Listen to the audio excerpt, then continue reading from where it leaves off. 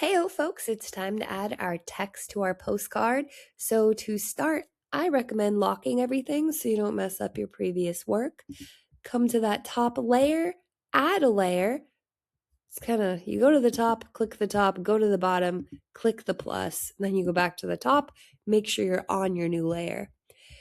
Grab the text tool on the left-hand side, click into your canvas, use the move tool to move that over. You can stretch out the font from the bottom corner as well, and double click in there to add your text. I'm going to put greetings from, you can put hello, greetings from. You could put hello from, getting the moving tool. Now my text is just not really popping against that planet, so I'm going to use a layer style. I'm coming over to my layer panel, double clicking. I'm going to come down and go for a drop shadow. I'm going to come across and hit the plus, and already my greetings from is popping out a lot more. So I can change the opacity so it pops less, bring it up so it pops even more. If I play with this distance, you can see what's happening. I'm getting the shadow behind my text. Can play around with that. Can play around with the angle of that shadow. And yeah, that looks great. So I'm going to press OK.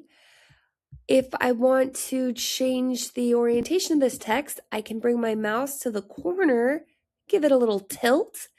And now if I wanted to copy this for my tagline, there's a couple ways I can do it. The easiest way is Command or Control J.